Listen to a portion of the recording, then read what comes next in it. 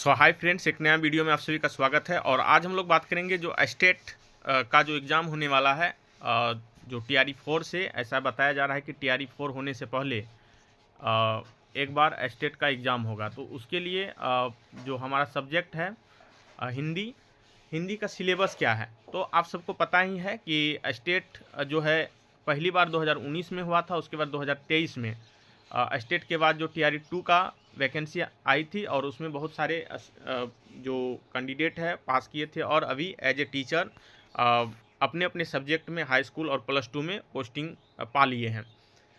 इस बार जो बचे हुए कुछ कैंडिडेट थे टीआरई 3 में, उसका सिलेक्शन हो गया है और वे भी अभी पोस्टिंग का इंतज़ार कर रहे हैं। तो टीआरई 4 जिसमें कि बताया जा रहा है कि 1,40,000 के आसपास वैकेंसी होगी। तो उसके पहले जो अभ्यर्थी है उनका मांग है कि स्टेट की परीक्षा ली जाए। तो स्टेट की परीक्षा हो, इसके लिए यदि अभी से तैयारी करते हैं तो आपको 100% जो चांस है वह सफल होने का बढ़ जाता है, क्योंकि सरकार के द्वारा कभी भी स्टेट का एग्ज़ाम लिया जा सकता है। तो हम सब पीछे नहीं रहें, इसके लिए हम सबको अभी से तैयारी करना है। तो हो सकता है कि सिलेबस में थोड़ा बहुत चेंज हो, लेकिन हमें नहीं लगता है कि इतना जल्दी में कुछ परिवर्तन सिलेबस में होने की संभावना है। तो चलिए हम उसी सिलेबस को फॉलो करते हुए हम डेली बाय डेली तैयारी करेंगे। तो यहाँ पर हम आपके लिए पेपर 1 का जो सिलेबस है, पेपर 1 हिंदी का यूनिट 1 में सब्जेक्ट हिंदी में जो 100 नंबर का आपको पढ़ना है, क्या क्या पढ़ना है उसके रिगार्डिंग हम लोग बात करेंगे। तो यहाँ पर देखिए, सबसे पहला है कि संधि को पढ़ना है, उसके प्रकार सहित पढ़ना है। उसके बाद है समास, रचना और प्रकार सहित कितने प्रकार हैं, क्या है। संक्षेपण पढ़ना है, परिभाषित एवं तकनीकी शब्द को पढ़ना है, उदाहरित वाक्यों का व्यवहित शब्दों में ऐसे शब्दों की पहचान करना है। वाक्यों में जो शब्द हैं, कुछ शब्द आपको अंडरलाइन कर देगा, उस शब्दों की पहचान करना है। मुहावरे और लोकोक्तियाँ पढ़ना है, वाक्य प्रयोग के बारे में, वाक्य शुद्धि के बारे में, मतलब वाक्य शुद्ध अशुद्ध को पहचानना। उसके बाद है पदबंध, पदबंध को पढ़ना है, वाच्य एवं उसके प्रकार को पढ़ना है, वाक्य का प्रकार पढ़ना है, जैसे सरल वाक्य, मिश्र वाक्य और संयुक्त वाक्य। उसके बाद जो शब्द शक्ति है, इसमें तो व्यंजना दिया है, अभिधा लक्षणा व्यंजना 3 होता है, उसको पढ़ना है। अलंकार पढ़ना है, अलंकार में आप सब पूरा अलंकार पढ़िए, और लेकिन यहाँ पर कुछ दिया हुआ है कि अर्थालंकार में आपको उपमा पढ़ना है, रूपक, उत्प्रेक्षा, विरोधाभास, ये अलंकार को पढ़ना है। उसके बाद पढ़ना है छंद, छंद के बाद कुछ प्रमुख वार्णिक छंद, और उसके बाद जो काव्य का गुण है वो पढ़ना है। उसके बाद रस पढ़ना है। बस इतना ही टॉपिक है इस जो पेपर 1 में है। और जो हमने एग्ज़ाम दिया था स्टेट 2023 में, इसमें से ज़्यादातर प्रश्न जो 25 प्लस प्रश्न थे वह जो अलंकार से प्रश्न आए थे। तो अलंकार को हमने अच्छी तरह से किया था और मेरा जो पास स्कोर है वह 95.75 है पेपर 1 में, और पेपर 2 में भी 95.65 है। तो कम समय में बेहतर तैयारी के लिए हम सब मिलकर के प्रयास करते हैं, और आप रेगुलर इस चैनल पर विजिट कीजिएगा, देखिएगा वीडियो को और समझिएगा कि हमको किस तरह से तैयारी करना है।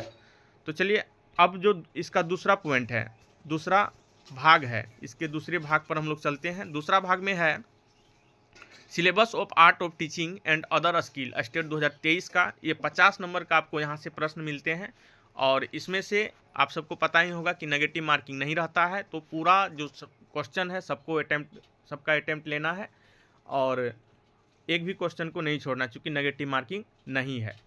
तो इसमें यदि बात करें तो इसमें 2 पार्ट है, जैसे कि एक है आर्ट ऑफ टीचिंग, दूसरा है अदर स्किल। तो आर्ट ऑफ टीचिंग में क्या है कि teaching and learning, meaning, process और इसका जो विशेषताएं हैं, टीचिंग और लर्निंग के बारे में पढ़ना है, और उसके प्रोसेस को पढ़ना है, मीनिंग को पढ़ना है। टीचिंग ऑब्जेक्टिव के बारे में, और इसके जो ऑब्जेक्टिव है, मीनिंग है, टाइप है, इसमें यूँ हम कहें कि इसका ब्लूम टेक्सोनोमी को पढ़ना है। ब्लूम टेक्सोनोमी को विस्तार से पढ़िएगा। टीचिंग मेथड, जो पढ़ाने का जो शिक्षण विधि है उसके बारे में, और उसका गुण अवगुण को भी पढ़ना है, उसके मेथड के।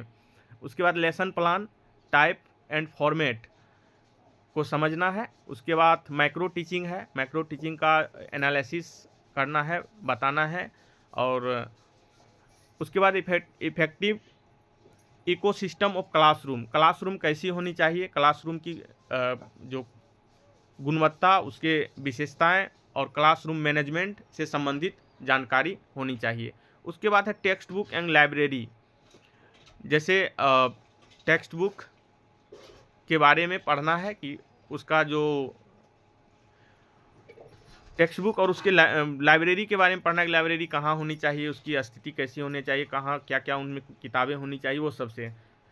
उसके बाद क्वालिटी ऑफ टीचर, जो शिक्षक की गुणवत्ता, यानी कि एक टीचर में क्या क्या गुण होने चाहिए। Evaluation of assessment for learning, तो असेसमेंट फॉर लर्निंग पढ़ना है।